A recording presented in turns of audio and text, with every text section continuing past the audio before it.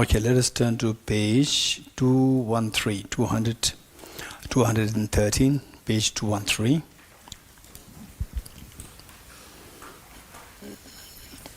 Independent Origination and Emptiness, a compilation of excerpts from Sutras and Traditions of Meditation. Okay, what are we going to read? What are we going to read now? This is the compilation of, again, many years, almost like 20 years of, say, bringing together of the important verses which His Holiness used to use in public teachings related to the study, reflection, meditation, emptiness, and these are compiled together. And later on, some additional the verses or the sutras, pieces from sutras and commentaries, we also bring them together here. And this will be very helpful for us, particularly in the context of the bringing or awakening the understanding of emptiness, sharpening our understanding of emptiness, make the understanding deeper and deeper. And the first passage which we're going to read, I'm just going to quickly explain this, and the others we'll just read through. The first one, Bodhicharyavtara was in fact comparing.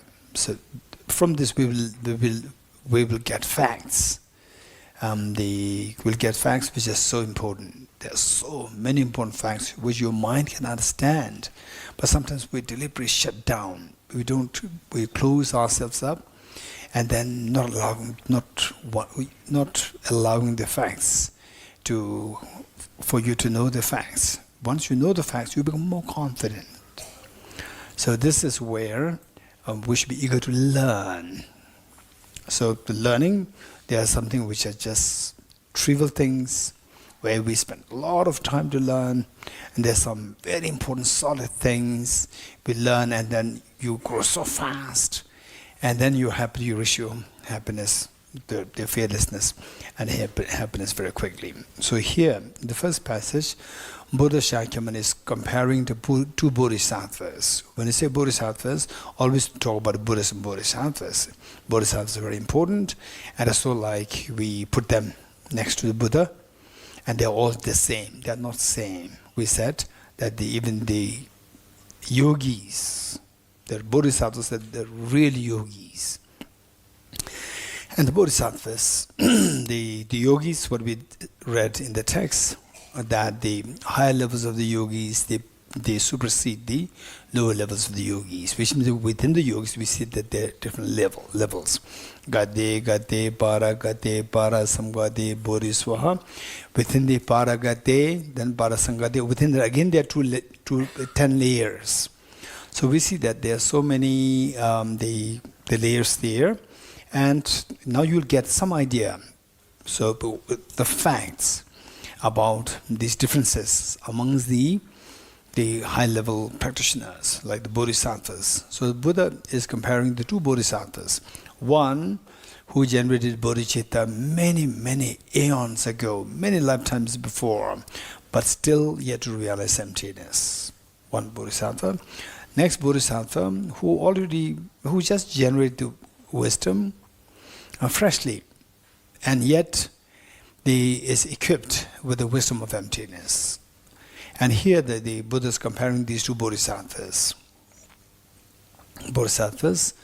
And in terms of what they do, in terms of what the merits they accumulate, the bodhisattva who had been bodhisattva all these many lifetimes, but without wisdom of emptiness, that merit accumulation, comparing with just a small merit accumulated by the bodhisattva who just recently became a bodhisattva, but with the wisdom of emptiness, the one with the wisdom of emptiness far excels the merit accumulation done by the bodhisattva, although being a bodhisattva for all these many lifetimes. So what makes the difference is the wisdom of emptiness, which makes the whole difference.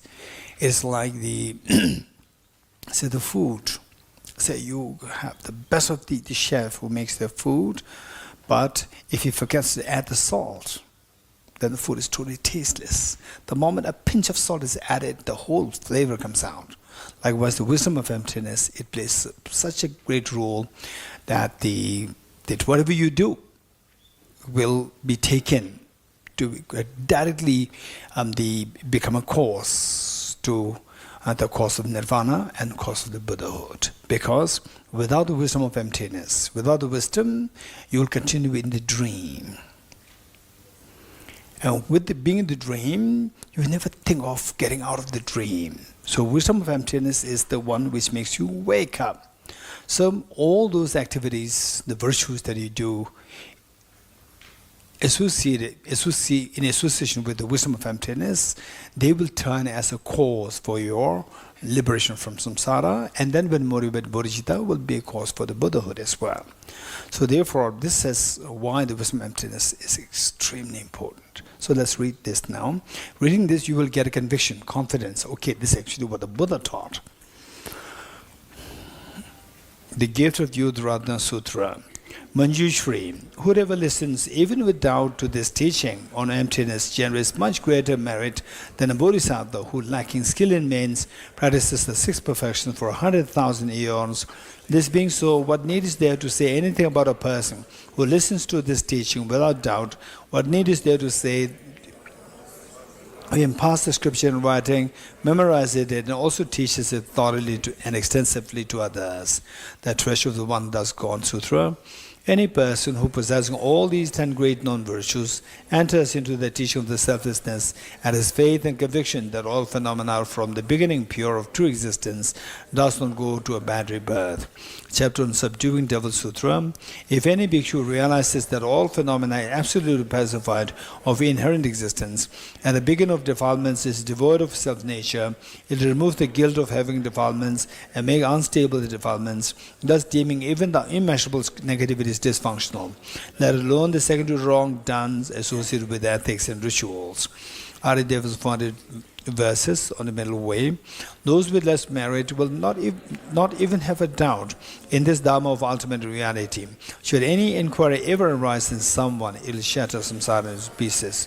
This is so important. This is said by Bodhisattva Arideva, the direct disciple of Nagarjuna. And Nagarjuna is revered as the second Buddha. Of course, there are many other masters who are also given the epithet, the second Buddha.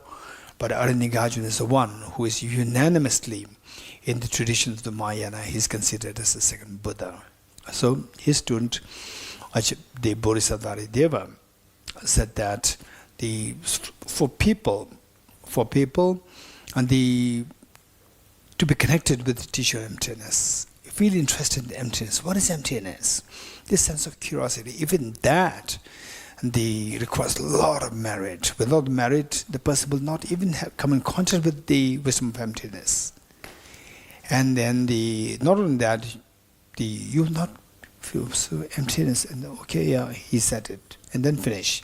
But those with merit, what does it mean by that? It rings something in my ear. It's something. It resonates something. What does it mean by that? You explore, which means you are very meritorious. So it says, those with less merit will not even have a doubt in this teaching. Should a doubt arise in this teaching of emptiness, it will shatter your samsara into pieces. So what is that samsara? Being in the dream. You continue to suffer loss of freedom. And that is shattered when you wake up. The wisdom of emptiness. Even a doubt, it will shatter the samsara into pieces. Okay, let's read this once more. Those with less merit will not even have a doubt in this Dharma ultimate reality. Should an inquiry ever arise in someone, it will shatter samsara into pieces. Acharya Dharmakirti's commentary on valid cognition. One is liberated through the view of emptiness. The rest of the meditations are for the sake of that. Bodhisattva Shantideva's guided Bodhisattva's way of life. All of these branches of practices were taught by the Buddha for the sake of wisdom. Therefore, those who wish to pacify suffering should generate this wisdom. Acharya Shantideva's entry in the middle way. Even as an ordinary being, when hearing about emptiness, if one experiences with an utter joy again and again, tears flow from such pure And one says, stands on end, one has the seed of the wisdom of full awakening. Upadhyaya requests Sutra, the various delightful flowers blossom, and the sparkling supreme golden pot stands so enduring. For none of these is their creator, they are positive by the power of thought. It is through the conceptualization that the world is imputed. Okay, so this verse, usually I personally use this verse as the verse to begin my personal practice on emptiness. Every time I do my more formal meditation on emptiness, I use this verse to begin with. And then for all of us, whenever we encounter with some beautiful moments like, say for example, your family meeting, family gathering, friends gathering, and so when these things happen, beautiful moments, and sometimes even in pubs, right? If you end up, so here to Tushita, no mobile, nothing, and suddenly, and your friend says, hey, you are so boring, what happened? Come. Right? Oh, no. Where? Pub. No, just rest, you don't do anything, come. Right? No. What happened to you?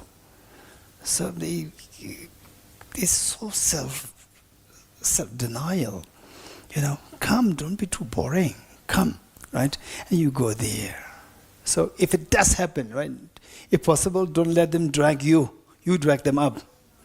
You're getting it? Okay. So what I'm saying is that even if such things happen, in other words, what you see as a beautiful moment, as a beautiful sunset, and having a nice meal with your friends, with your family, and so forth, just hold on for a few seconds. Give yourself a few seconds. Okay, I will enjoy, it's fine. I'll enjoy it. Just think of emptiness. Think of emptiness. Of this beautiful food, beautiful sunset, a beautiful moment with somebody who really cares for you. Even that person is, say, a bunch of atoms. Objectively, it's not there. It's my mind creating this illusion. And then likewise, when bad things happen, also think of this also like dream. This also coming from my mind. Think of that. So every moment, beautiful moments, bad moments, they come, just give us a little space, a little gap. And then think about emptiness for a while. And then with this, build a habit, build a tendency. So that in the future lifetimes, they say you as a little boy or little girl, say all the other little boys and girls, they're so happy with the teddy bear, right? With the teddy bear, what age? 20? Some people age 20, 25 still holding teddy bear. Yeah, some are there. So like age 3, 4, 5, every boy and girl, they are so excited with holding teddy bear. You just, because of the tendency that you built in the past life, you as a little boy, little girl, you just give a short break. That, okay, you don't know what is happening within you, but you keep a short break there, and you're not too excited to grab like this.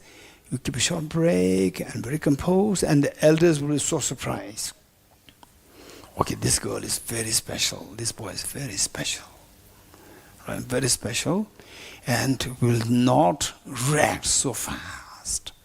Will act according to the need. But not totally passive. Not react. House on fire, still not react. Right? Not reacting is you should have balance. Not react when not needed. React when needed. I won't say react, I would say proactive. Proactive when needed. This is very important. So it's not just one part. It should have two sides.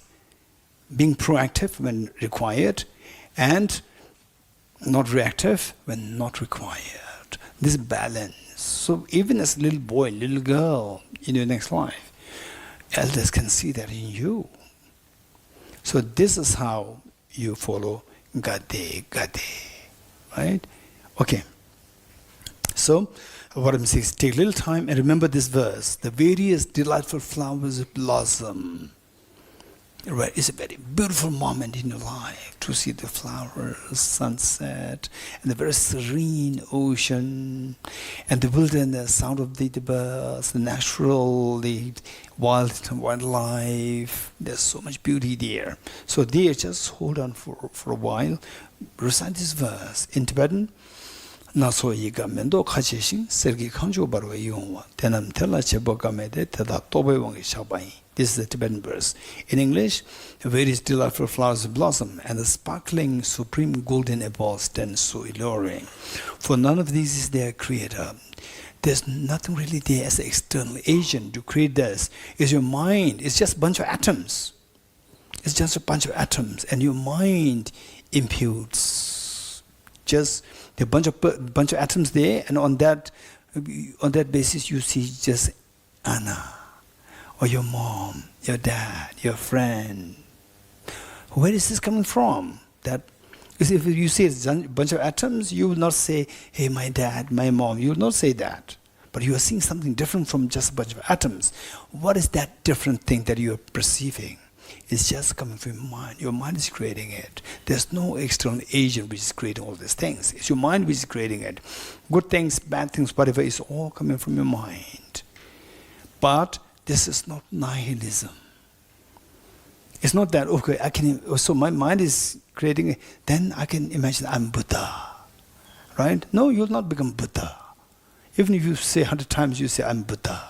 You'll not become Buddha. You're getting it? There is, while there's nothing exists objectively, empty of objective exists here, other side is dependent origination. Other side, dependent origination. Emptiness, dependent origination, these are the two sides of the same coin. It's not that you can just imagine anything. That is nihilism. So what's the difference between nihilism and emptiness? This is one thing that we need to know, the difference between nihilism and emptiness. So with nihilism, again, it's all coming from your mind. It's just your thoughts, what you think, right? And then you disregard the law of cause and effect. You disregard, you just go into indulgence. It doesn't make any sense. Why everything should be so precise, this, that, this is just mental conceptualization. Then you engage into indulgence.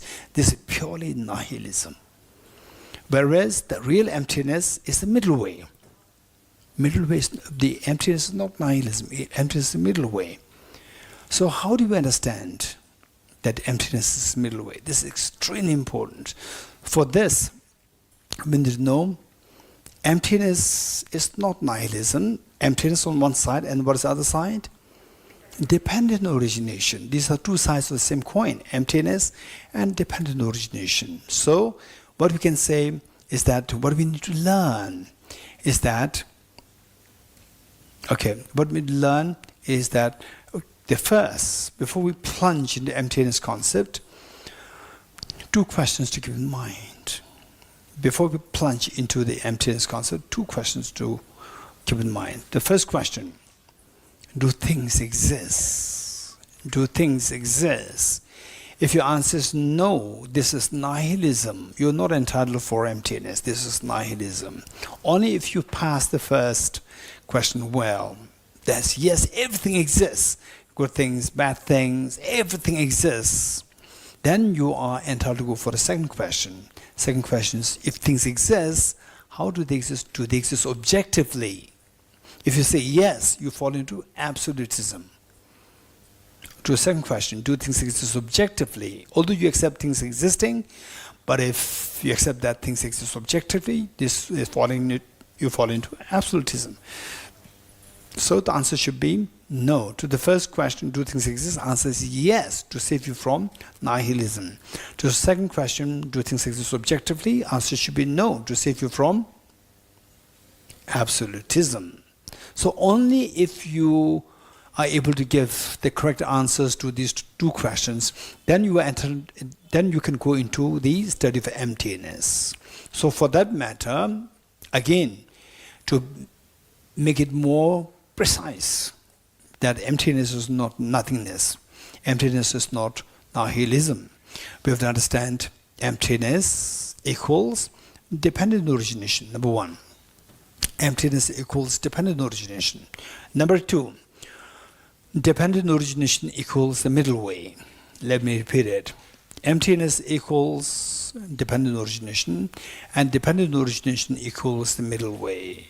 Therefore, if I say A equals B, B equals C, then your job is to tell me that, therefore, A equals C. Likewise, what I said is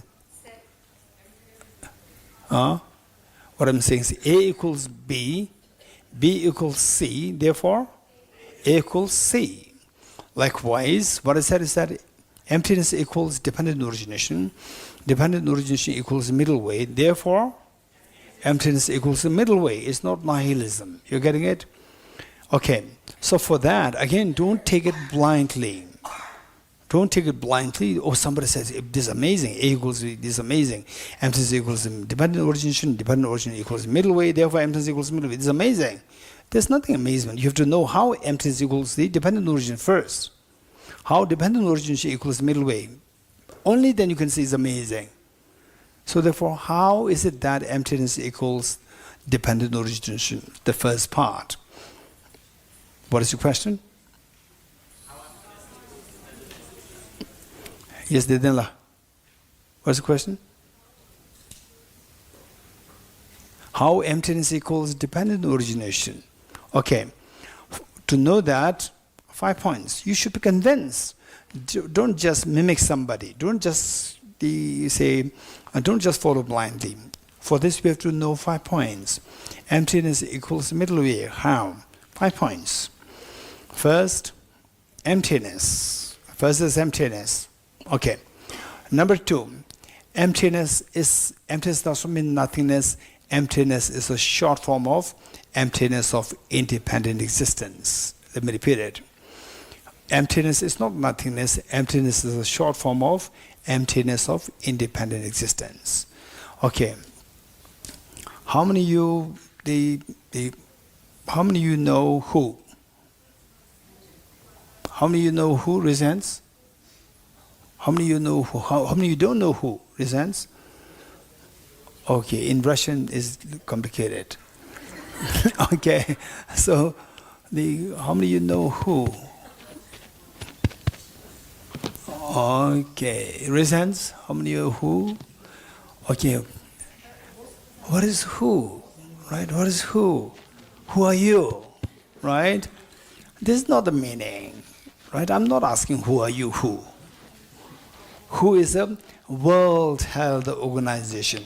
Who is the short form of World Health Organization? So it's not who. You're getting it? So likewise, emptiness is not just emptiness. Emptiness is a short form of emptiness of independent existence. So number one is emptiness. Number two is emptiness. That emptiness is a short form of emptiness of independent existence. Number three, emptiness of independent existence means nothing exists independently. Number three, emptiness of independent existence means nothing exists independently. Number three, nothing exists independently means, number four, that everything exists by dependence. Number four.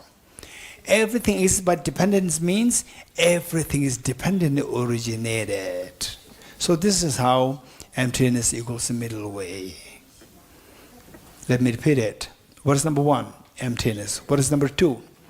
That emptiness is a short form of emptiness of independent existence. What is number three? Emptiness of independence means nothing exists independently. What is number four? Nothing exists independently means everything exists by dependence. What is number five? That everything is by dependence means everything is dependently originated or dependently arisen, dependently arising, dependently arisen, dependently originated. So this is how emptiness equals dependent origination. Next. What is next? So how is dependent origination, how that equals middle way. Again, you have to know the reason. So dependent origination is the middle way. Dependent origination has two sides, dependence and origination. First, dependence. When you say dependence, what is the opposite of dependence? What's the opposite of dependence? Independence. So when you say dependent, it rejects the independence. It rejects independence, and absolute. These two mean the same. So it's absolute, it's independent. So when you say dependent, it rejects the independence, it rejects absolutism. It rejects the extreme of absolutism. And the other part, dependent origination. Origination, number two. Origination means something comes into origination. Something comes into existence. What is the opposite of existence? Non-existence, nihilism. When you say origination, it rejects the extreme of nihilism. So when you bring the two together, dependence and origination together, it rejects the two extremes. Rejecting the two extremes is following the middle way. So this is how dependent origination means the middle way. Okay, so now my job is done. Emptiness equals dependent origination, and dependent origination equals the middle way. Therefore, your job, emptiness equals the middle way is not nihilism. You're getting it? Okay, this is so important. Okay, so with this, having understood this, so when you say that the real understanding of emptiness is marked by the person not being too reactive, very composed, and very confident, even as a little boy, little girl, you talk. What the little boy says is very heavily, there's a gravity there in what the child is saying. Oftentimes, even the parents say they respect this little boy or little girl, aged 3 or 4, hardly can talk, but what the words come out is so heavy. There's a great meaning there. So this is because of the past life experience, past life studies, past life contemplations. Okay, so with this mind, any beautiful moments and so forth, don't be reactive. There's a Tibetan expression which says the dog, meeting between the dog and the meat. A dog meets a meat. What is that like? No time to think. Right? This is how many of us engage in indulgence. No time to think. Just react. So this is where they say if we build a habit of just giving yourself a little space, a little time. Okay, if at all I learn to engage, I can engage, but I give him a little space, a little time there, and think of this verse. The various delightful flowers blossom, and the sparkling supreme golden apples stand so alluring. Look at the houses. Some of the houses are so beautiful, so exotic. Some of the Singaporean houses.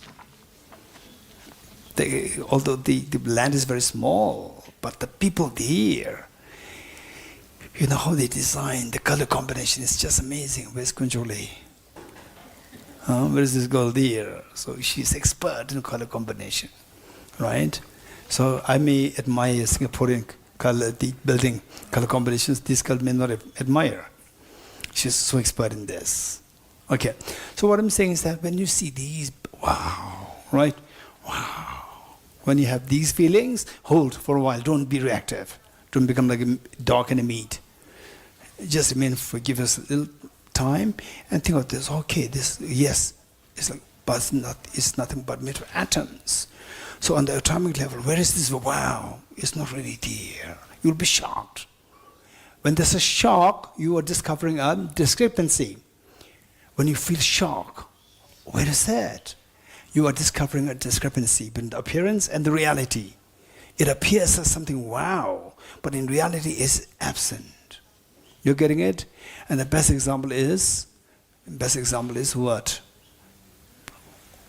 Online meetings, online chats, online dating. You're getting it? These are the best examples. It appears so amazing. As well, the other person, other side is so perfect. When you actually go there, so many complications. You regret having come here. So this is the best example of discrepancy between appearance and reality. You're getting it? So we discover the discrepancy between appearance and reality. Then your reaction will stop because appearance, that makes us to believe in that is the reality. That belief makes us to react. So with this, just hold it. Give us a little time, hold back a little while, and think of this, and then take part in this by being mindful that this is like illusion. You're getting it? Okay, good. We'll recite the verse once more. The various delightful flowers blossom, and the sparkling supreme golden abode stands so enduring. For none of these is their creator. They are posited by the power of thought. It is through conceptualization that the world is imputed. Bhikkhuni Vajra's utterance and the fundamental vehicle sutra. The mind is demonic, which views the true self. You have a wrong view. Composite aggregates are empty. There is no being in them. Just as one designates a card and depends upon a collection of parts, so we assert a conventional sentient beings and dependence upon the aggregates. Venerable Shavara's writings, searching for reality throughout space, one finds not the periphery nor center.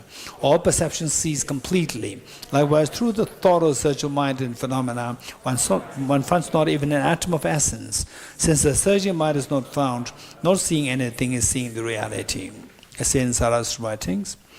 By entering into emptiness, but devoid of compassion, one will not find the supreme path. By meditating upon compassion alone, one will not attain liberation, but remain in samsara. Will not remain in samsara, nor abide in personal nirvana. King of Concentration Sutra. Just as in the dream of a young girl, she met with a boy and saw his death. Just was she at the meeting and in anguish at his death, the all phenomena is thus. Are in Nagarjuna's fundamental middle way. Ceasing on karmas and afflictions is nirvana. Karmas and afflictions arise from conceptual thought. These arise from mental elaboration of self-grasping ignorance. Elaboration ceases by the wisdom of emptiness. Neither the aggregates, no different from the aggregates. The aggregates don't depend on them, nor is he dependent on them. The Tathagata does not possess the aggregates. What is the Tathagata? That which dependent originates is posited to empty of independent existence.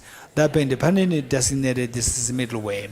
Since there is no phenomenon that is not dependent originated, therefore there is no phenomenon that is not empty. Are in Nagarjuna's precious garden. If the person is not earth, not water, not fire, not air, not space, not also consciousness, not all of them, where is the person out of those? Just as a person is not truly existent because of being an aggregation of the six elements, each element also is not truly existent as the aggregation of their own constituents. Dharma Samgiti Sutra. Form appears as a mass of form. Feelings resemble bubbles in water, and discriminations like a mirage. Mental formations are like plaintive trees. Consciousness is like a magical illusion. So taught Sura Mitra. Are in Nagarjuna's the commentary on the awakened mind. Those who understand this emptiness of phenomena are also conformed to the law of karma and its results. That is more amazing than amazing. That is more wondrous than wondrous. Are Deva's 48 verses on the middle way. When dependent arising is seen, ignorance does not occur. Thus, through all efforts, strive to find this subject. His Holiness the 7th Dalai Lama's range our feats, a song of the four mindfulness as a guide to the view of the middle way. Okay. So what is the thought here? Is that again this is all being to build the mindfulness of the reality of dreamlike nature. So, imagine that you are at the crossroad where the six roads cross. So, what is the likelihood? Likelihood that you will see different kinds of people, different kinds of cars, and different things you will see. For example, I have one relative, and if you want to get hold of him, you go to the crossroad. You will see him there. He's so fond of to be in the crossroad. Literally. Because he would sit like this and then keep watching. He enjoys watching all the different people, different cars. If you don't find him, go to Crossroad, you will find him there. So, not him, each one of us, we are at the crossroad of your eyes, road of the eyes, road of the ears, road of the nose, road of the tongue, road of the body, road of the meta consciousness. Each one of us, we are at the crossroad. And we are eating something, and listening to music, and watching a what? Watching a movie, and then the AC on, right? And then mentally thinking of, okay, right, where's my mobile? You're getting it? So all six are busy. We're in the middle. And who's that person? Who is in the middle of these six, the different perceptions? It's you. You. You're getting it? So this is you. Don't just think of a crossroad outside there. It's a crossroads inside you. Okay. So there, 7th Dalai Lama, who's being respected, highly, highly, highly respected for having actualized the realization of the emptiness in a bare form. So this is experience. So what he said is that we are like being sitting at the crossroad of the six roads crossing each other. And then because of that, we are bound to see different things.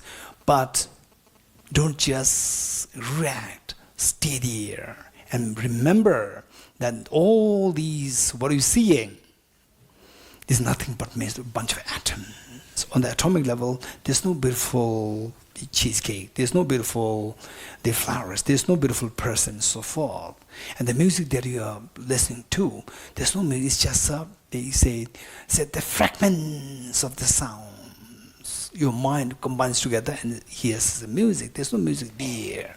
So this all, like, if you go there, what does it mean by hazy? Hazy meaning that you see something, when you go there, it's not really there. So all these what you're encountering, which traps us, which glues us, this is all nothing but the hazy deceptions, like a magical illusion, which are hazy, were totally baseless. Baseless meaning when you go there, there's nothing there. They are totally baseless, and these deceive us.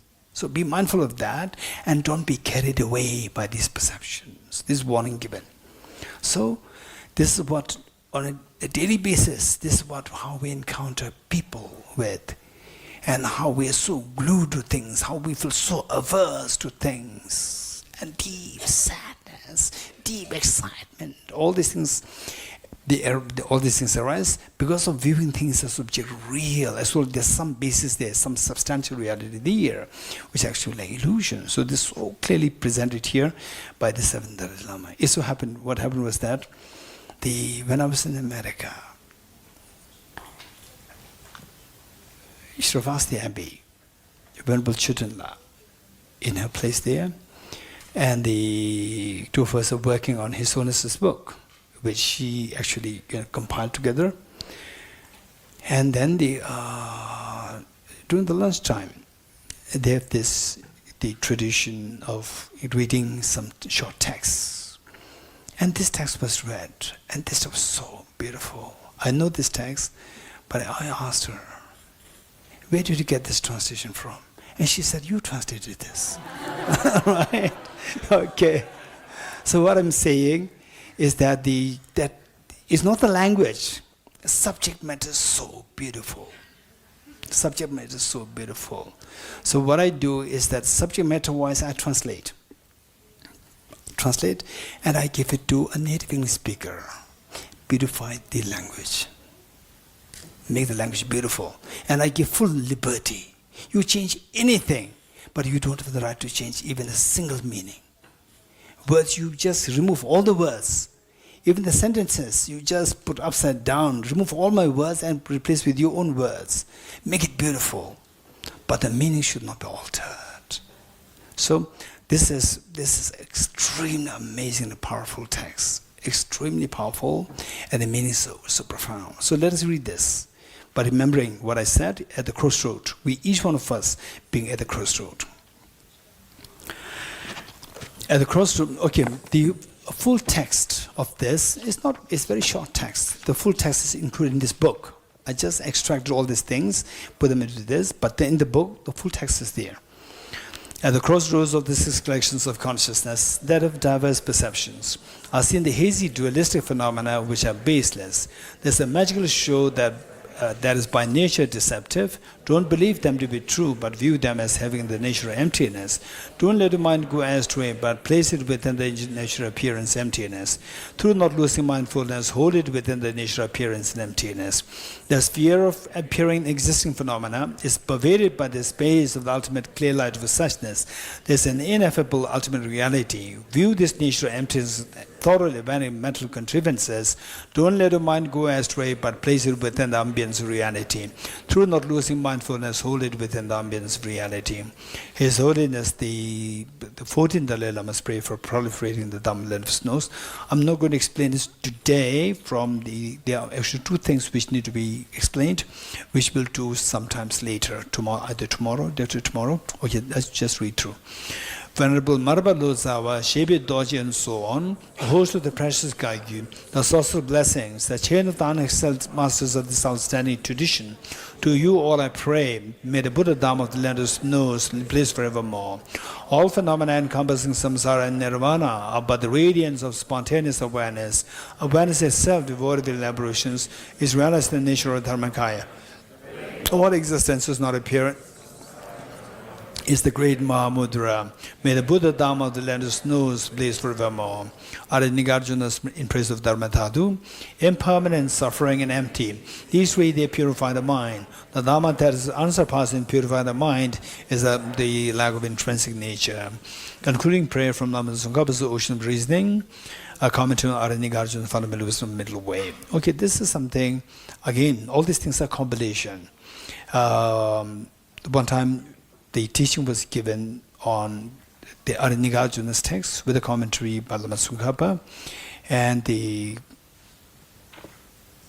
actually in Tibetan there are 2 volumes of this commentary, and towards the end I saw this prayer. It just caught my aside, and I was, wow, that's amazing. This is a prayer I must include every day. So I included this as a prayer here. Throughout my future lifetimes, may I always be guided by the Arya Manjushri and be able to uphold the Dhamma in general and the teachings of independent origination in particular, even in the course of my life. Okay. And for Shri Heruga Satnam, just let us fold up. Okay, just quickly, I'm not going to explain detail. The detail will come later, tomorrow. Shri Heruga is the name of the deity. Actually, the Bodhisattva himself manifests in different deities, one of which is Shri Heruga. And how the Buddhas, they select their names. They select their names not to make them popular, just to leave imprint in the minds of sentient beings, imprints of liberation. That simply by hearing their names, it'll help leave special imprints in the minds, so the beings, these imprints get activated and then make them become enlightened. So how? It's not like just throw some blessings or some mantras. No, the meanings are very profound. The meanings of which I'll explain tomorrow and after tomorrow. So today we'll just fold a hand and recite it. Shri Heruka, Shri Heruka, Shri Heruka. He is the selflessness phenomena, emptiness of the mind, which is the source of everything, as it is imputed of causal nature. Ru is the selflessness of person, the emptiness of self, that is fabricated by the web of conceptual thought that grasps at the self of person.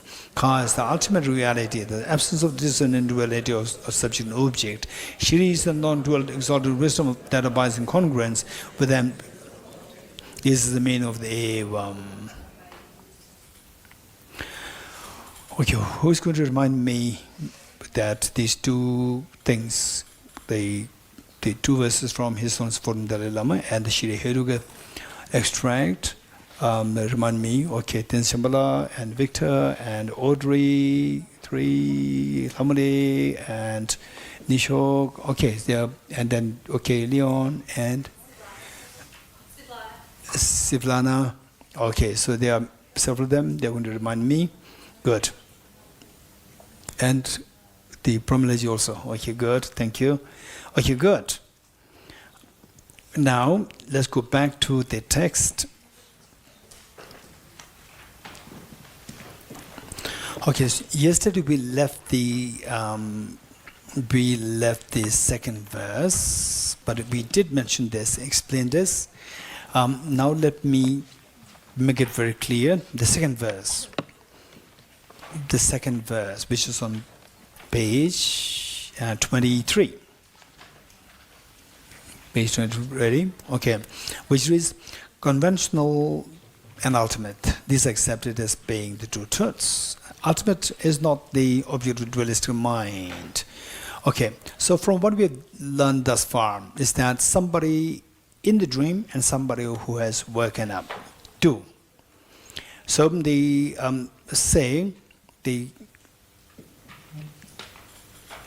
which of the two is the reality?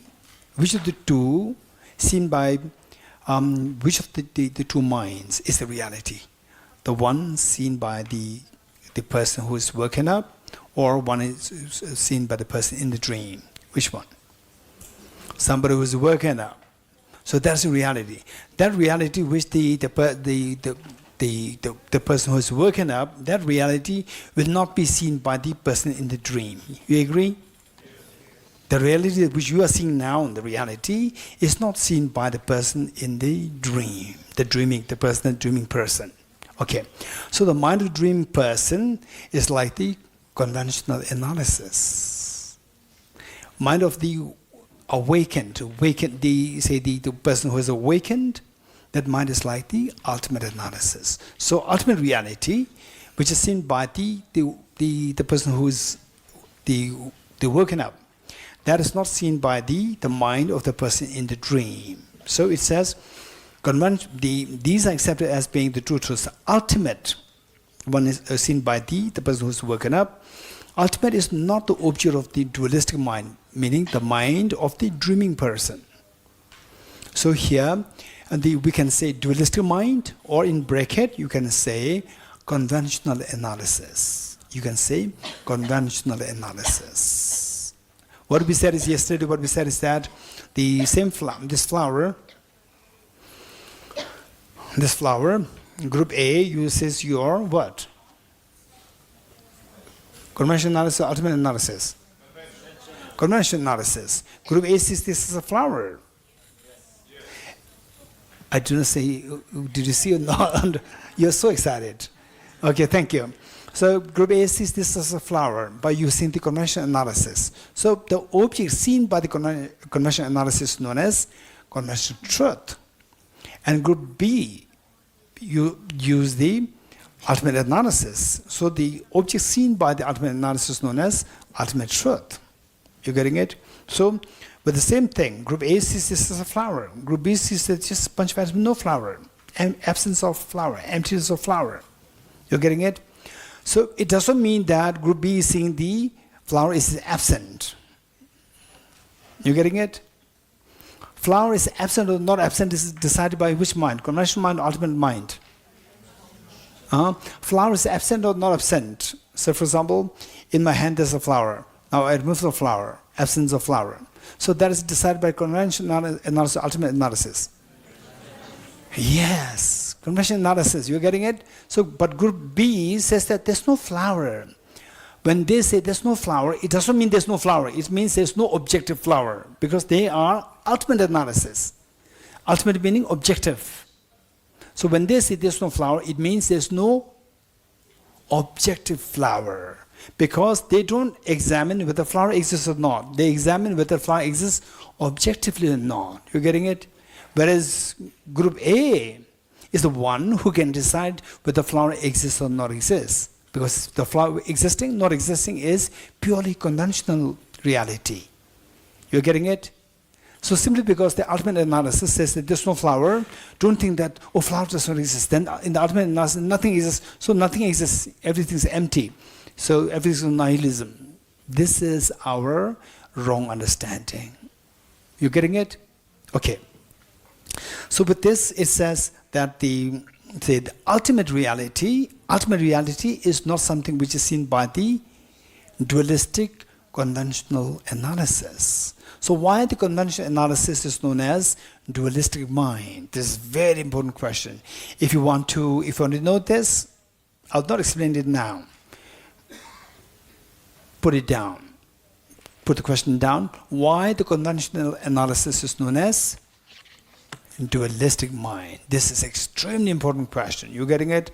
And they say, oh, by the way, we are very lucky. We have the Geshe here, we have Geshe there, Geshe here, Geshe here, and we have Dhyana there, we have Ngawana there, Ngawana, right? And we have here Dr. Pujala there, no, Dr. Tenzi Chingla there, and many seniors are there. Oh, so I don't have to give the answer, right? So, what is the question? Why the conventional analysis is known as dualistic mind? You getting it? Okay, so it's his job. It's not my job. But who asked this question? I ask a question, and you know the rule. You know the rule? Okay, how many you know the rule? Namsar, you know the rule? What's the rule? Hey, listen. Namsar, Mike. Geshe, if a question comes from you, you won't be giving the answer to that question. Louder. Geshe, if a question comes from you, then we won't be getting the answer for that question. Did you all hear what she said? Just something faint, right? Namsar, louder. If the question comes from Geshe, then you won't be expecting any answer for the question. Thank you. So I ask the question, don't expect the answer from me. You getting it? Okay. So therefore, the best is you don't give chance for me to ask questions. Right? Don't give me chance to ask question. Okay. Okay, good. So it says, the ultimate reality is not the object of dualistic mind of the conventional analysis. So, what does the conventional analysis see? What does it see? Dualistic mind or the conventional analysis is spoken of in relation to the conventional truth as its object, not the ultimate truth. Because what group A sees is never the ultimate truth. What group A sees is always the conventional truth. You're getting it? Okay. So now that you know this, so where did we leave yesterday? Which verse?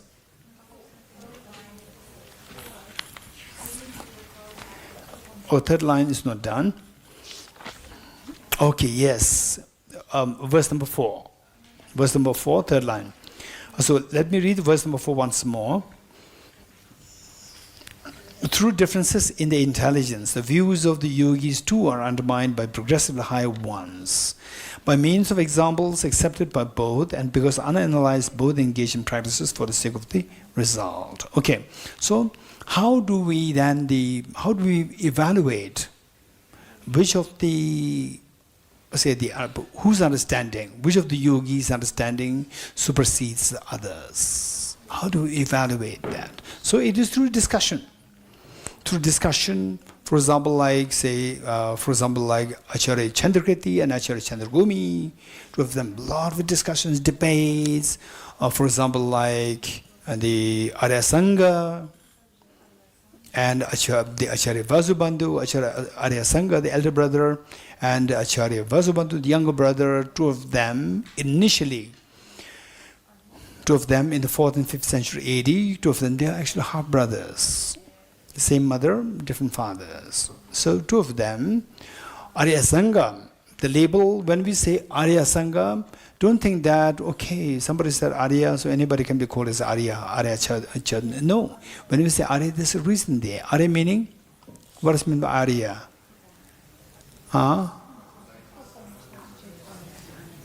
Yes, gentleman over there. Mike. Меня зовут Роман. Достигший пути видения. Perfect. Anybody who has attained the path of seeing and above, they are known as Aryas. Arya meaning in English, superiors. Superior. In what way superior? Superior in seeing the reality. Superior in seeing the ultimate reality. Whereas the others, they see the ultimate reality conceptually, not directly. When you reach the part of seeing, you see the ultimate reality directly. So your way of perceiving the reality is very different. So therefore you are superior in that sense. Okay. Because of which all your thoughts, all your behaviors, they become different. Because of this direct realization of emptiness, your behaviors, your thoughts, they become super mundane. So yes, there's still the debate on super mundane, contaminated, uncontaminated, still going on, right? Remnants are going on. I'm very glad. Okay, so so how do we evaluate that? Who's the intelligence, the wisdom, is superior over the other? How to evaluate that? For example, like say Acharya Chandragomi and Acharya Chandrakirti. So, both are exceptionally brilliant masters. So how do we know that whose understanding is more profound than the other? How do you know that? Let them discuss. And of course, both should have exceptional intelligence to understand what the other person is saying. So through discussion, and how to discussion doesn't mean that what do you think. So you have to, in the form of debate, and the debate should have these attributes, like the examples are required. And then the premises, the reasons that you give. So it says that by means of examples, accepted both. When you give the example, both sides should accept the example. Say, for example, Acharya Chandrakirti, when you study the text by Acharya Chandrakirti, so rhetorically, Acharya Chandrakirti asked the question to Chittamatra, what example do you have to prove that nothing exists externally? Okay, this we'll discuss later, but for the time being. So what Acharya Chandrakirti is asking, what example do you have to say that nothing exists externally? So Acharya say the example given by the Chittamatra should be something acceptable to the Acharya Chandrakirti as well as to the Chittamatra on both sides. This example is trying to prove your point. So for that, the example must be acceptable to both the sides. So he says, by means of example, accepted by both the sides, both the parties, and because unanalyzed, both engaged in the practice for the sake of the result. Meaning that unanalyzed means, whether you accept your point or others' point or not, it doesn't matter. Both sides, these accept the conventional reality. Meaning that conventionally, I am struggling to become enlightened. You are also struggling to become enlightened. We are on the same page. But we disagree. What is that philosophy, understanding which will take you to enlightenment? So the Acharya Chandrakirti will say that emptiness is intrinsic reality. And the Acharya Chandragomi will say not emptiness is intrinsic reality, emptiness of externality. So they differ. So they have to give reasons, give examples. That the first one premise that both sides should accept is that you are in the world of the conventional functional world. This you have to accept. That I accept functional world. For example, I engage in the Dharma practices to attain a goal, and you also engage in Dharma practices to attain the goal. So which means there's a cause and effect operation. This is what I accept, what I accept. So with this, and then you keep discussing. If there's no intrinsic reality, then it should become subjective. If everything is subjective, then everything should become your imagination. If everything is imagination, it contradicts with the functional world, which you and I accept. You're getting it? So this is how they debate. Don't worry too much about this part, because the debates will come later. Actual debates come later. Okay, the next. Refuting objections from the proponents of inherent existence. Okay. Before we go further, I'd like to touch one important concept. That is that the okay. So here the word used is intrinsic.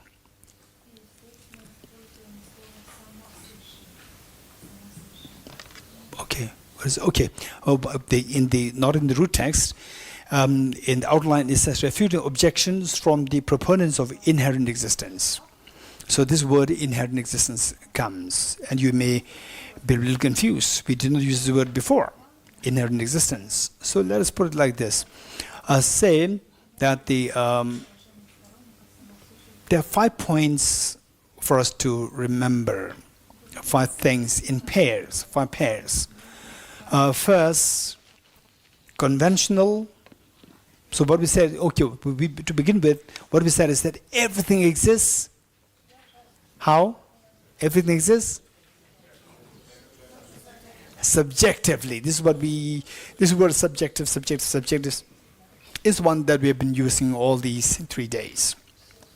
Everything is subjectively. So we have to know the pair of what pairs with it.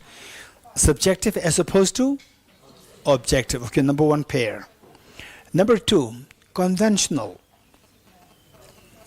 Conventional as opposed to ultimate. Dependent as opposed to independent. Then the deceptive as opposed to true existence. And the relative as opposed to absolute. You're getting it? So we need to remember these 5 points. What is the first one? Subjective as opposed to objective. Conventional as opposed to ultimate. Dependent as opposed to independent. Deceptive as opposed to true existence. Relative as opposed to relative existence as opposed to absolute existence. Okay, remember these points. And also we need to remember the another set of 5. We can also call them as 5 levels of emptiness or 5 levels of selflessness. Okay, first one, emptiness of permanent, unitary, independent self. Emptiness of permanent, unitary, independent self, number 1. Number 2, emptiness of autonomous substantial reality. Emptiness of autonomous substantial reality. Number 3, emptiness of externality. Number 3, emptiness of externality. Number 4, emptiness of true existence. Number 4, emptiness of true existence while not rejecting objective existence. Emptiness of true existence while not rejecting objective existence. Finally, emptiness of objective / inherent / intrinsic / what else?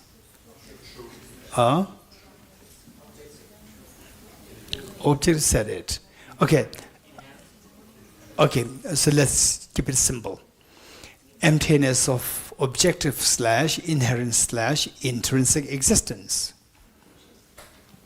Number 1, emptiness of permanent, unitary, independent self. Number 1, emptiness of permanent, unitary, independent self. Number 2, emptiness of autonomous substantial reality. Number 3, emptiness of externality or external reality. Emptiness of externality or emptiness of external reality. Number 4, emptiness of objective existence. Emptiness of true existence while not rejecting objective existence. Finally, emptiness of objective / inherent / intrinsic existence. Okay, and make sure that these five don't try to disrupt the order. The sequence should be maintained as it is, for the reason that progressively it becomes subtler. From the first through to the 5th, it becomes subtler. Progressively it becomes subtler. So we said that the First one is emptiness of permanent unity, independent self, and then emptiness of autonomous substantial reality, then emptiness of externality, and then emptiness of true existence while not rejecting objective existence, and then finally emptiness of objective slash inherent slash intrinsic existence. Good. Okay. So with this in mind, what I'd like to share with you is that do you agree with me that the different Buddhist schools, except for the first one is very, the philosophy of the first Buddhist school, Vaibhashika, is very similar to the ordinary people's thinking. Which ordinary people meaning those in the dream, those still in the sleep. So they thinking and the Vaibhashika is very similar because we have to climb from the ground to the first step. So first step should be very close to the ground.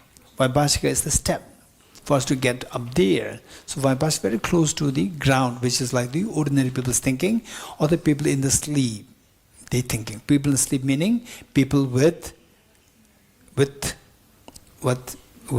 very active self-grasping ignorance, in the deeply sucked up in the self-grasping ignorance. So from there, from deep sleep, then you go to the first step, Vaibhashika, then to the next step, Sautrantika, then next step, Chidamatra, then next step, Sava Tantrika Madhyamaka, then next step, finally there is a terrace. Okay, so with this, the thing is that the first school, it doesn't really talk too much about the, say, mental projection or subjectivity. Then from the second school, South Atlantic School, for the first time, this school formally introduces subjectivity. South Atlantic School, second school, formally introduces subjectivity, which means that not everything is real. There's some element dream there. Dream, your mind is creating it. So initially, something is dream, right? Then you are shaken. Initially you are shaken, but not fully shaken. So they introduce some degree of subjectivity there. Then the Chittamatra comes, radically introduces subjectivity. Radically introduces a subjectivity that there's nothing there outside the mind. Then the Savatantra Madhyama comes, then subjectivity explained in a more deeper sense. Then finally Prasangika comes in its fullest form. So in other words, all these schools except for Vaibhashika, they formally introduces the concept of subjectivity. You getting it? So because of this, many people who did not really study the Buddhist philosophy systematically, they think that Chittamatra philosophy and Prasangika philosophy, these two are same. Because Chittamatra talks about subjectivity, that everything is subjective, and Prasangika also says subjective, everything is subjective. These two are same, their philosophy is same. The only thing is that these two philosophies, they arose, they emerge at different times. Some philosophers say like this is because of their naivety. You're getting it? Their naivety, they did not study these 10 systems very systematically. If you study them very systematically, then you see that subjectivity has many connotations. Simply because it's the same word doesn't mean that what the individuals refer to this word is the same. For example, let me share a story. You listen to a story? Okay. There was monk teacher and monk student. Okay, those people who laugh, they know what the story is. There were a monk teacher and a monk student. A monk teacher was the older generation. Hello. So saying, don't share the story. Hello. Battery intact.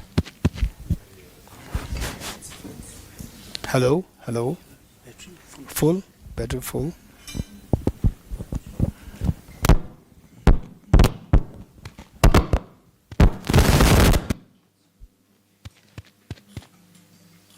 Hello, hello, good. Okay, the monk teacher and monk student. And the monk student is from the era of Wi-Fi. Wi-Fi era, right? And the teacher, the poor teacher, he was from the old generation, old school, right? No Wi-Fi, nothing, everything handwritten, so forth. And the teacher just meditate all the time, which means does not know what's happening around the world. And the young monk has to help the teacher communicate with the outside world. So young monk, the student is helping the teacher. And the teacher had no exposure what's happening around the world. But the young student, young monk, maybe age, what, 17, 18, 19? So he was just wondering, my teacher, he would always make sure that whatever I do, I should do it in consultation with my teacher. So now the internet is the world of the Wi-Fi. So what do you do? I will check with my teacher. So he went to the teacher, sir, can we use emails? And the teacher had no idea what is email. So the safest answer to give is that, okay, it's fine. You can use it as long as there's no attachment. Right? As a monk, not have attachment to anything. As long as there's no attachment, you can use emails. Right? So what should they do? So this poor monk, right, should write emails without sending attachments? Right?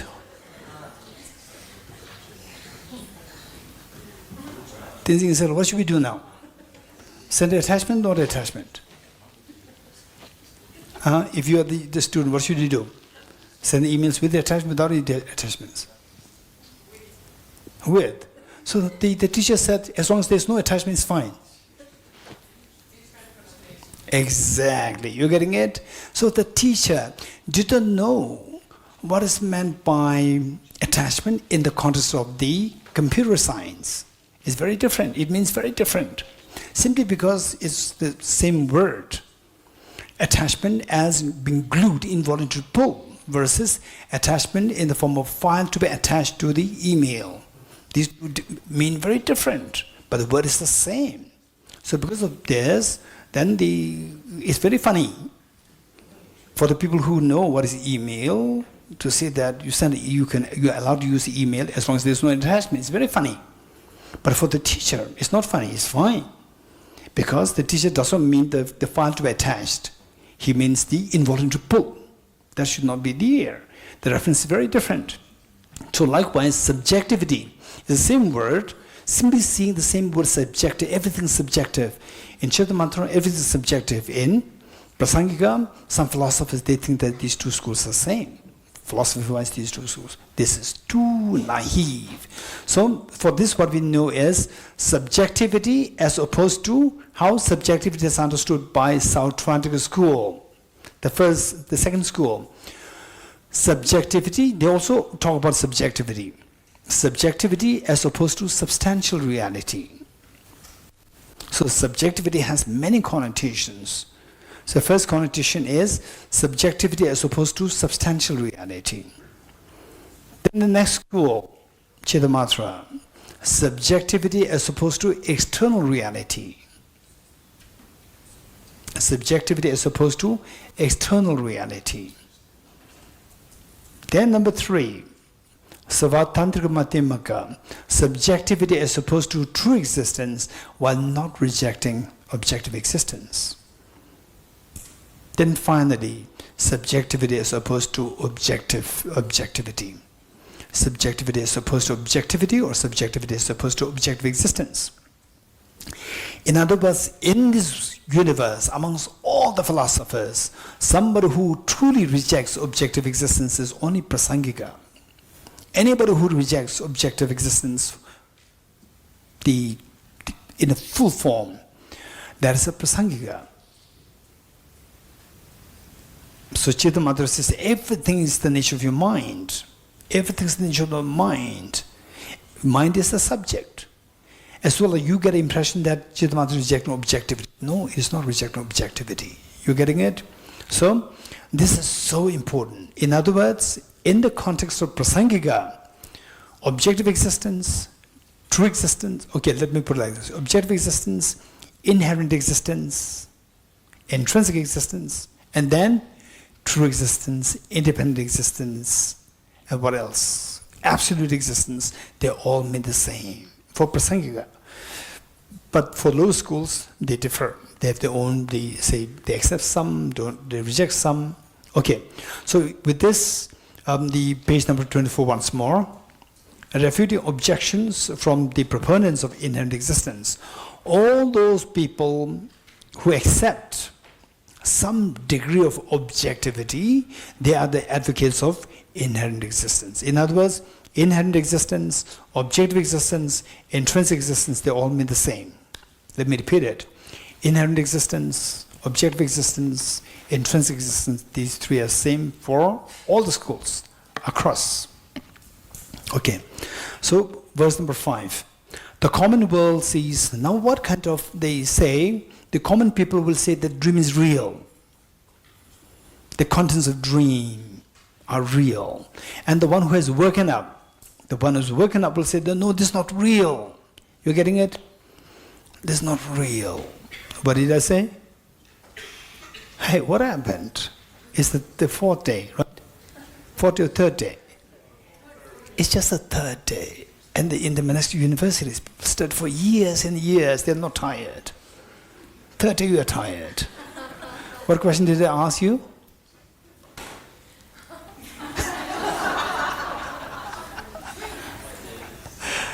Okay, is it break time? Huh? Not yet. Still, they don't remember the question. Even I forgot the question. Prince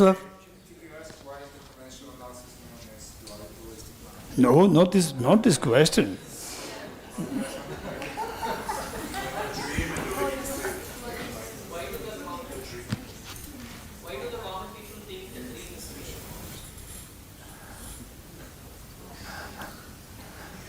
Nicola?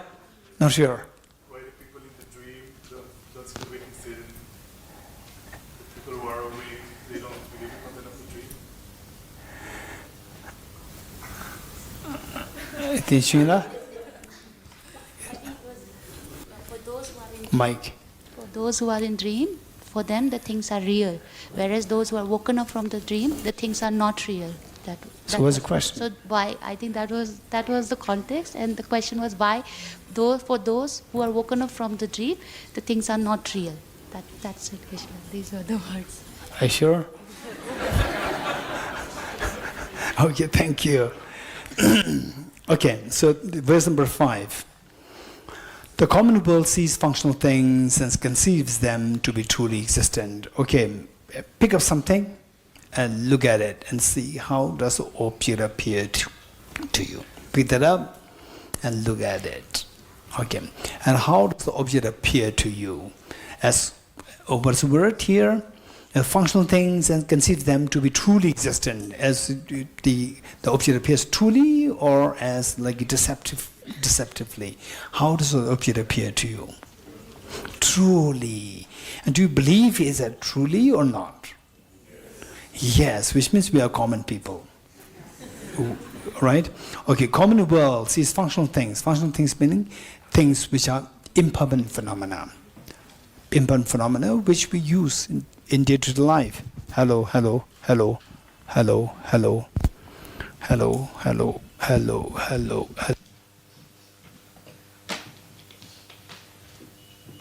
hello, hello, hello, hello, hello, hello. Hello, hello, hello, hello, hello, hello, hello. Career. Call Mike text.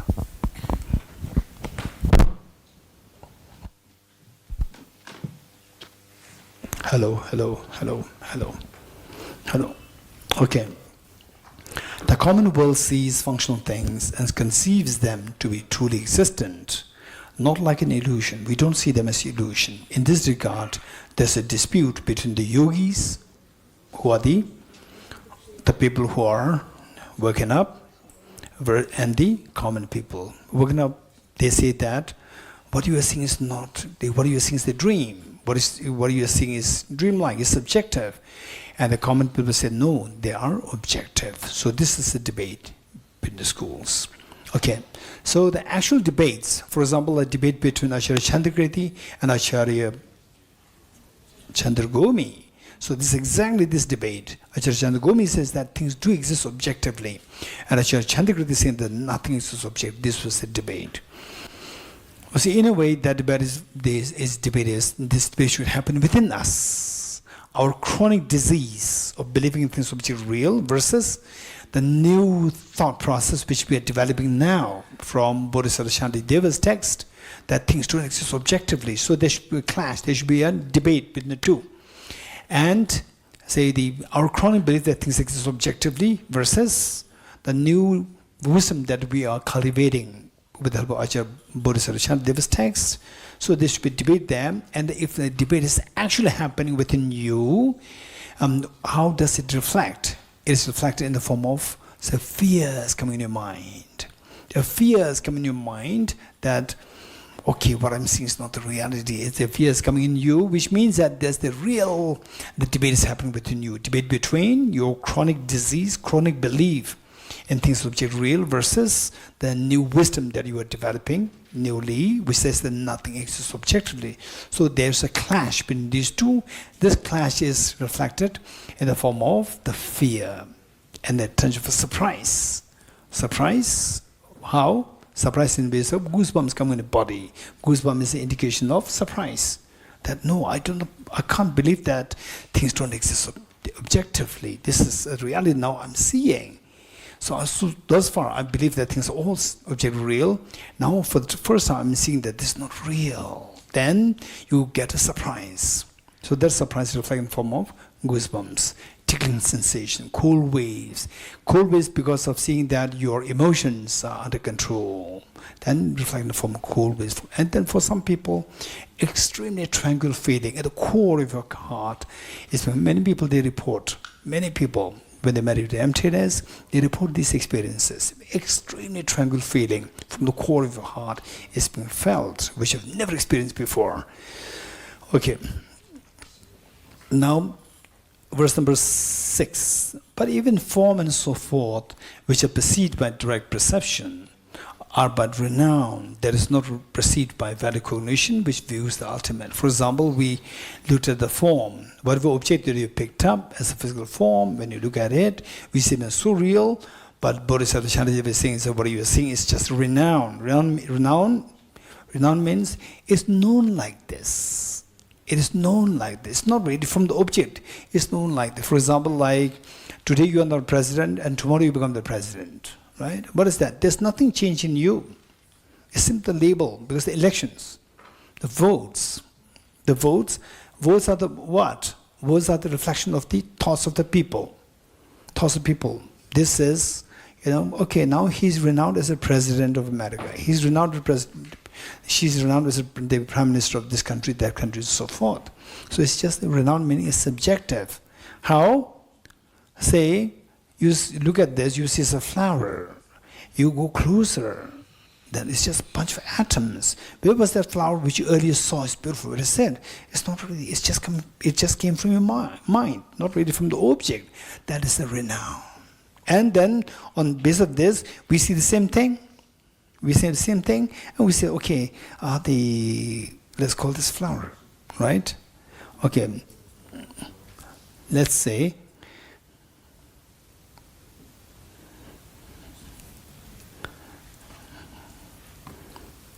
okay, let's say this one.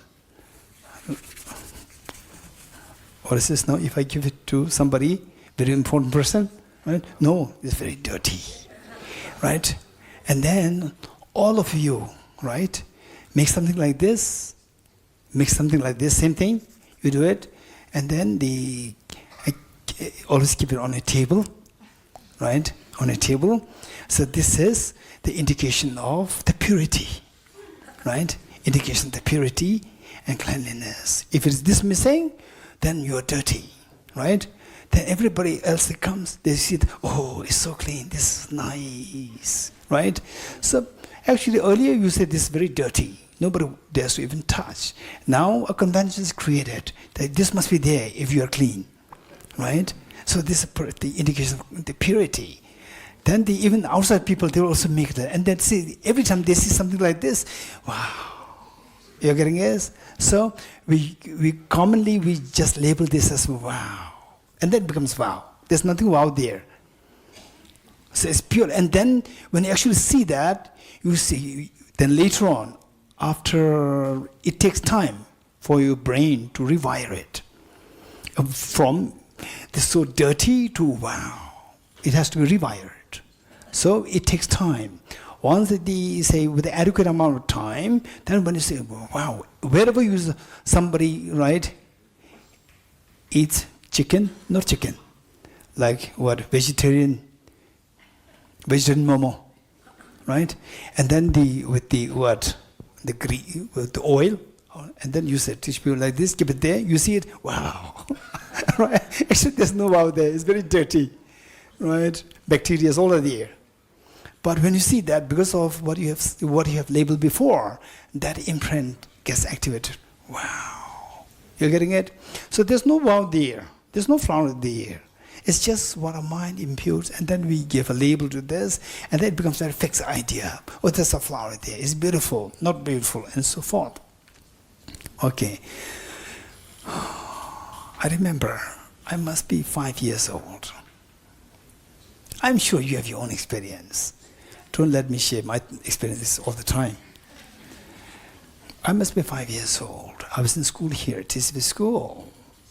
And we hardly had anything new. Close these things, nothing new. And one day, I was hospitalized. I was in hospital for a few days. And then I was discharged. And no mother coming to pick me up. Right? I was 5 years old. And no father coming to pick me up. No one. Just, okay, hey boy, Dorji, you're discharged. And then I go like this to home. And I go there. And reaching the home, no one was there. Because everybody was in class. And this poor boy did not have any time concept. Right? Time was the class, break, no time concept. No one is there. And I went into the dormitory. In the dormitory, on all the bunker beds, there's a brand new towel. Brand new towel there. And I looked at each of the towel. And there's this, what is that? The strings, like the curve, like the curve, curly silk, the strings, like this, like this, like this. They put in like the feather. I looked at it, it's so beautiful, it's amazing. Wow. I was so fascinated. Intrinsically real. Wow, amazing. Right? So this is amazing. So what I'm saying is that even this little boy, there's no intrinsic beauty there. But this boy sees this intrinsically, aesthetically beautiful. Who did all these beautiful things like this? It's not just one. There are thousands there which make one towel. It's so beautiful, amazing. I was so fascinated. Wow. You're getting it? So if you go there, there's no wow. It's just atoms. But this little boy is seeing the wow there. Where did he get this from? Just come from your mind. When did he put into the mind? Past lives, he was not a little boy. He was an old guy. Past lives. So many times addicted. So these imprints are activated in this little boy's mind to see this, wow. So likewise, anything which you feel is wow, just don't be a dog and a meat. Just hold on for some seconds. Is it really wow or not? Just go into the atoms and see, where is this wow that I was seeing? Where is it? It's not really from the object. And then see how your mind reacts. Your mind will automatically calm down. You're getting it? So you don't have to let your mind, don't react. You don't see it. The moment you see that, it's not really from the object, the mind will automatically stop reacting. Stop reacting impulsively, All this will stop on its own. We don't have to force ourselves. So this is the beauty of the Nalanda tradition, where you see emptiness and all the reactions, involuntary reactions will stop. And the required activity, required proactivity will be triggered. Where the involuntary movements all stop and voluntary movements, meaningful movements will all be triggered. Okay. Time up? Huh? Okay, so still we have time. Good. Okay, now let's see. Verse number 6. But even form and so on, which are perceived by direct perception, are but renowned. They're purely subject. Renowned here means that this is a flower, and then we just unanimously say this is a flower, and then we see this a flower. This is how the flower functions. There's nothing from the object. That is not perceived by valid cognition, which perceives the ultimate. Okay, which perceives the ultimate. What do you mean by which perceives the ultimate? So let's say, which perceives the ultimate. Now you know, you have some idea of what is meant by ultimate. Ultimate meaning from the object. The conventional meaning from the subject. You have some idea of that. So let's say that the mind which perceives the ultimate. So what is that like? Say that if you see me in water, you are half a kilometer away from me. You are half a kilometer away from me. And you see me in water. How do you evaluate that what you are seeing is actually water or what you are seeing is just mirage? How do you evaluate that? Raise hands. Anyone? Raise hands. Raise hands. Raise hands. Okay, I'm going to ask Tenzin Insela Jr. How do you evaluate? Okay, if not Tenzin Insela, then Tenzin Dedenhamala. How? My question is, first, what's the question? If from a distance I see Geshe in water, how do I evaluate that it's really water? It's really water or otherwise? Or a mirage. Mirage. How do you evaluate? This is my question. Thank you. So what's the answer? It's working, it's working, it's working. Hello? Yes, it's working. From a, to get closer and see? Yes. Perfect. Come closer. Get closer. Hello, hello, hello, hello, hello.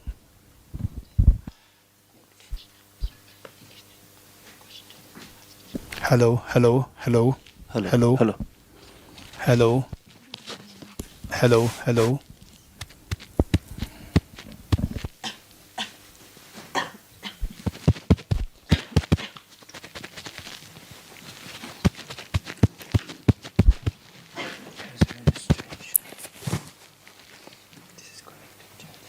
Hello, hello, hello. Good. Okay. If you see him in the water from distance and you want to evaluate, is it really water? He doesn't know how to swim. Right? Dorji doesn't know how to swim, and still he is so happily in the water. Is it really water? Can't be. It can be mirage. So you want to evaluate it. How will you evaluate it?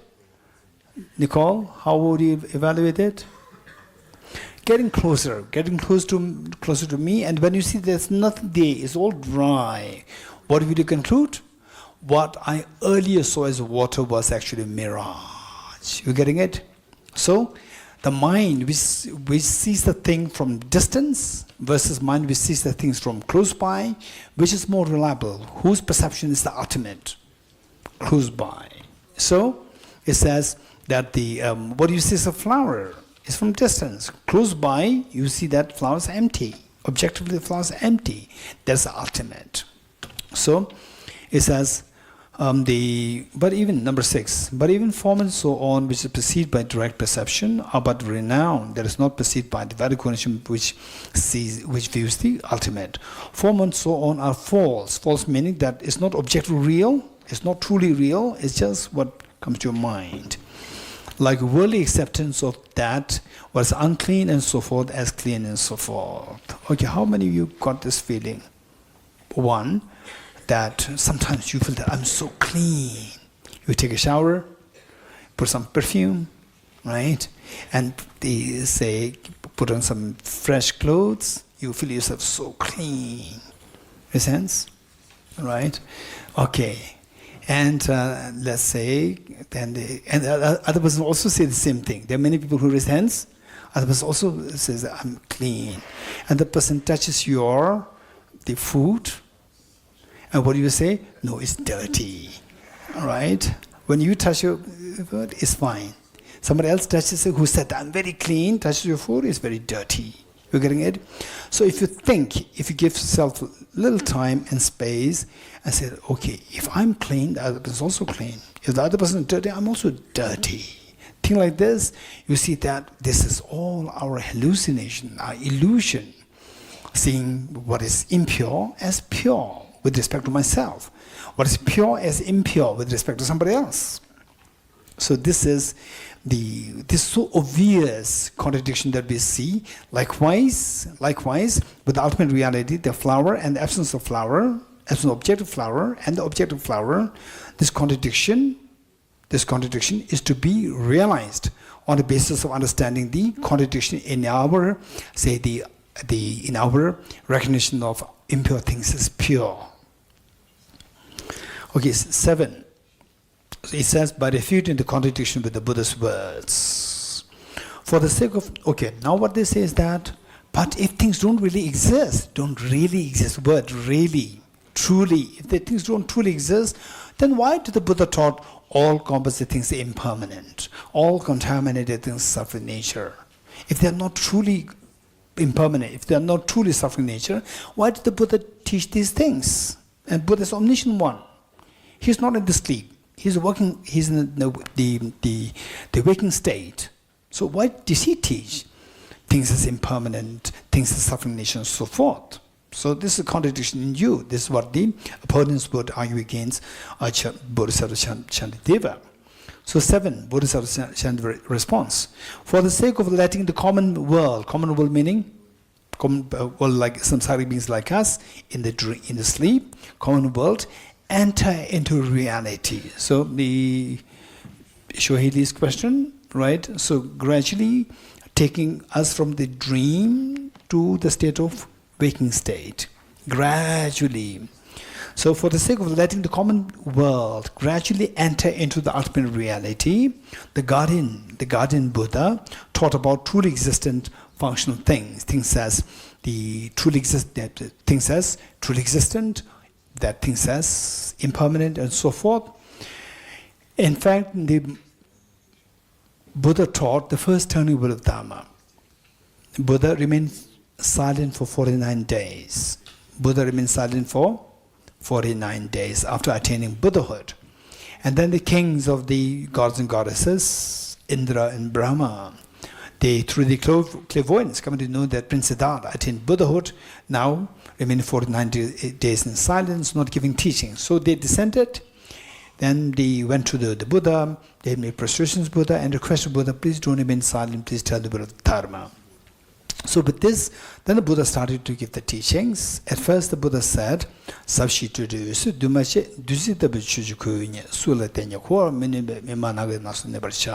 meaning that profound, so in response to the question asked, request made by the kings of Indra and Brahma, the kings of the god and goddesses, please turn the Buddha Dharma, please don't remain silent. So in response to that, Buddha said, the profound, peaceful, elaboration-free, clear-light and non-composite, such a nectar-like Dharma is what I've discovered. Finding no one who can fathom this teaching, in silence I will return to the words. This is what the Buddha replied. And then they made more requests. The Brahma offering the wheel, symbolic of please turn the wheel of Dharma. Indra offering the conch, please blow the conch of the Dharma. Then the Buddha turned towards Sarnath and then gave the first teaching, the teaching of the Four Noble Truths. So when the Buddha gave the first teaching, the Four Noble Truths, Buddha taught that the Four Noble Truths exist truly. This is what is indicated here. Buddha taught that the Four Noble Truths exist truly, but the Buddha is already awakened. Buddha knows that nothing exists truly.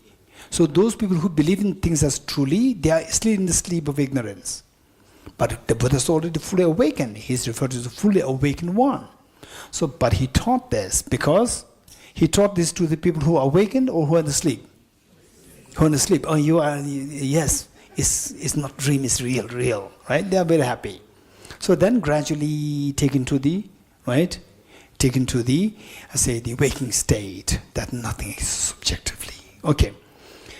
Number 7, for the sake of letting the common world enter into the reality, the Garden Buddha taught about truly existent functional things, like the Four Noble Truths to be existing truly.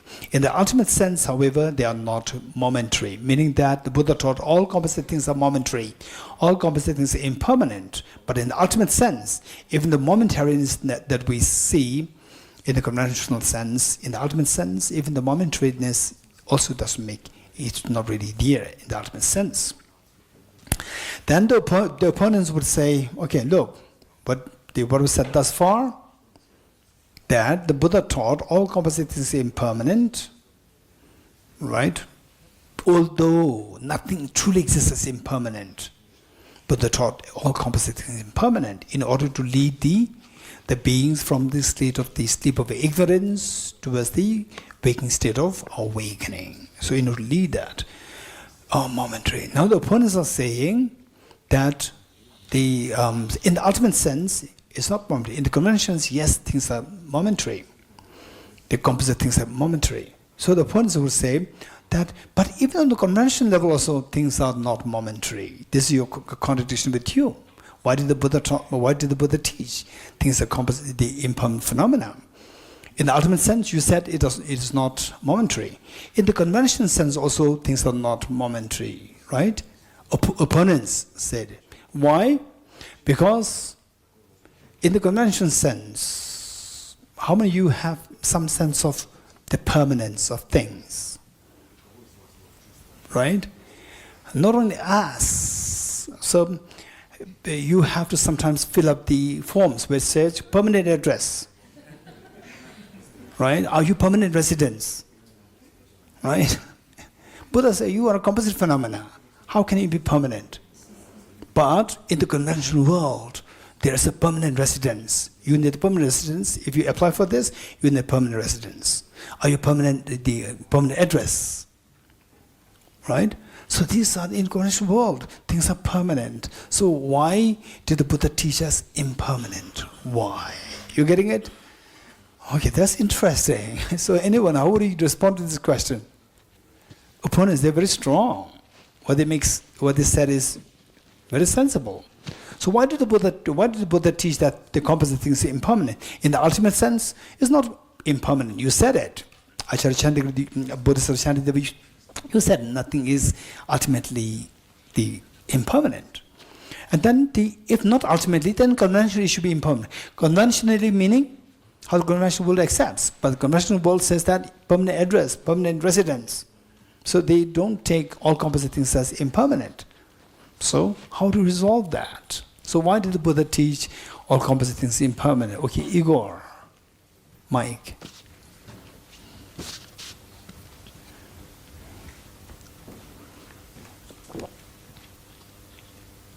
Maybe because even at on the level of conventional reality, there are things that are true, truly exist in a logical way or in accordance with reality, and others not.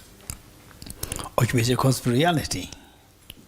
So something real there. No, within the context of conventional reality, there are some things, I don't know how to articulate, but some things that make sense, exist in accordance with dependent origination, and others not. Okay, for how many of you it makes sense what Igor said? Or how many of you could not understand it?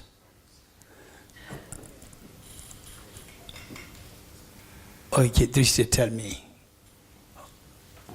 What's your response? You agree, not agree, understood, not understood? Not understood. Okay. So who agrees with what Igor said? Resents? Okay, but what did he say? I'll say it a little differently. Is this working? That there are some things that are valid in the world and other things that are totally erroneous. Okay, did you all follow? Right, so you can give an example of what is valid in the conventional world? Like impermanence. Things change. Everything is impermanent? Composite things are impermanent. All composite things impermanent? Yes. Are you sure? Yes. What of the permanent address? That's Permanent residence? That's Are you not permanent resident? Which country you're from? the USA. Are you permanent resident of USA? Yes.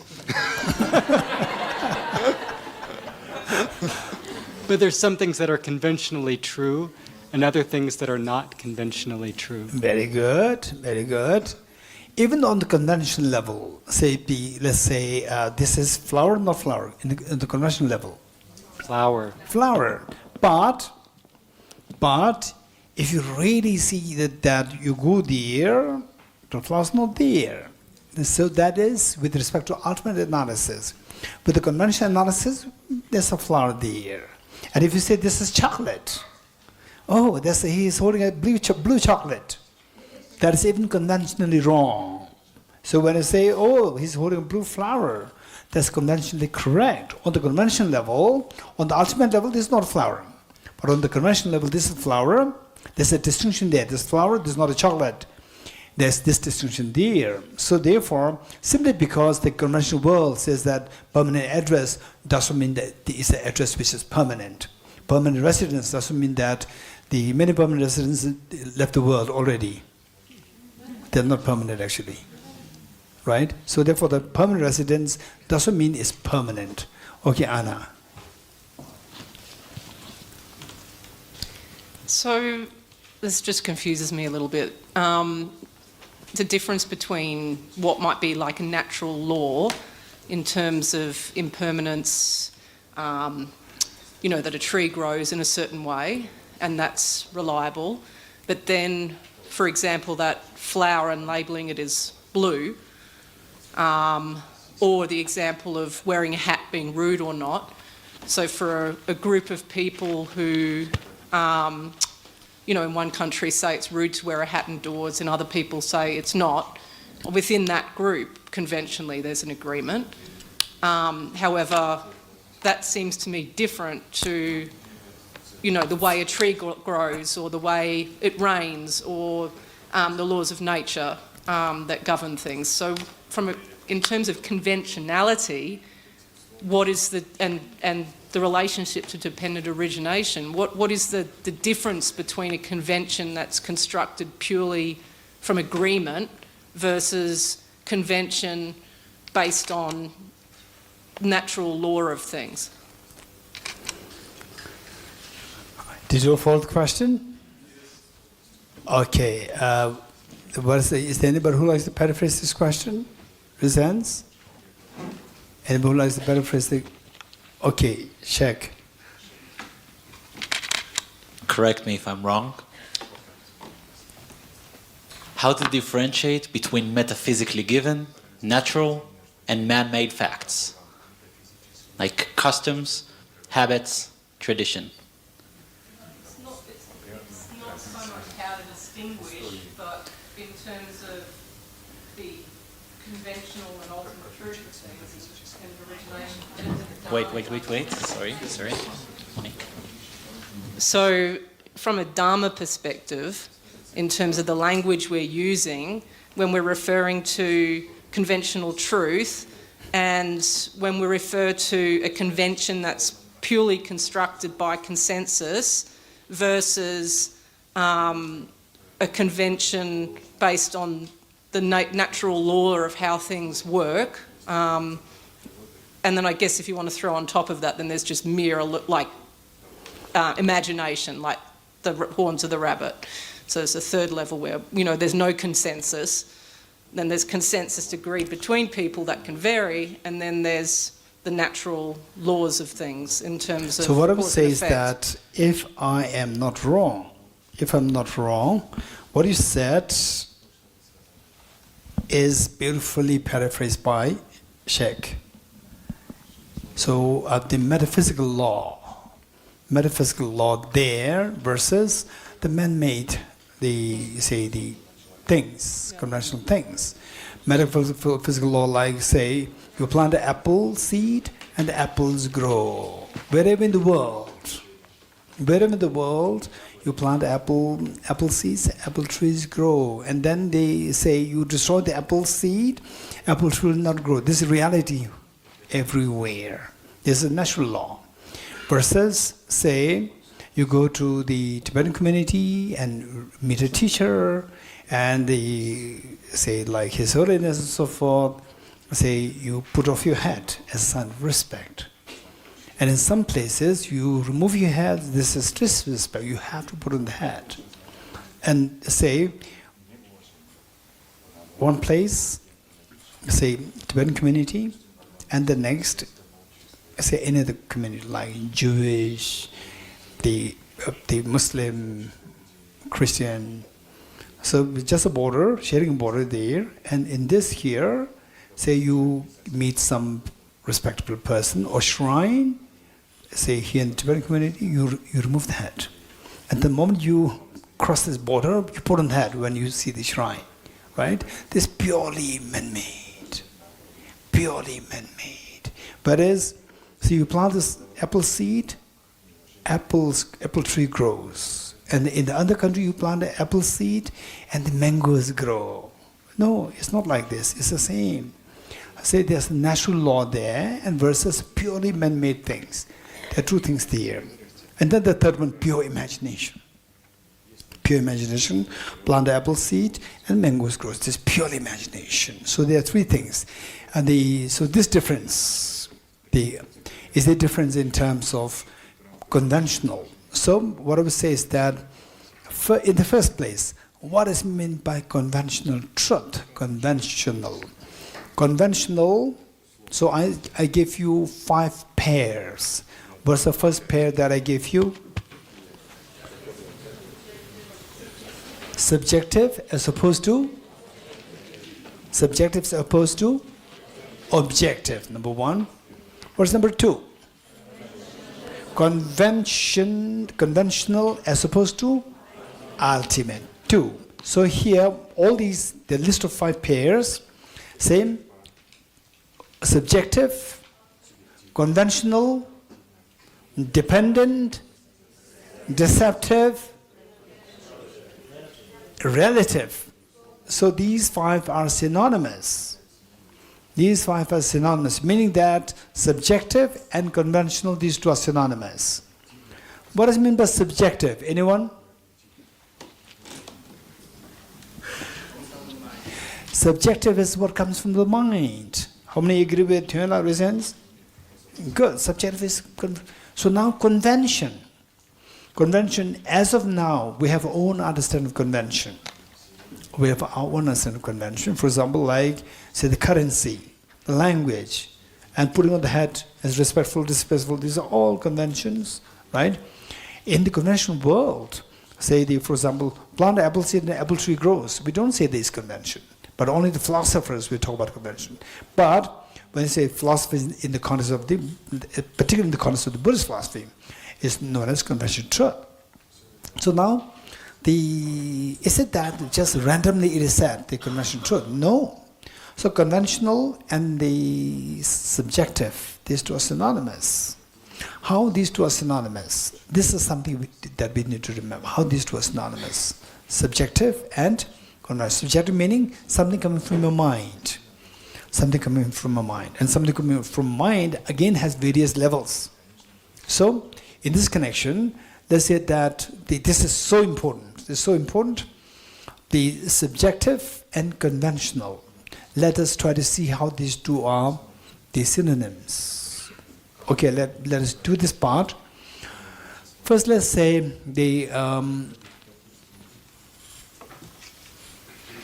okay, let's say that what is this? Time up. Okay, I thought that it was just like a coconut. Huh? It's zero. Okay. Okay. Okay. Deyata om gati gati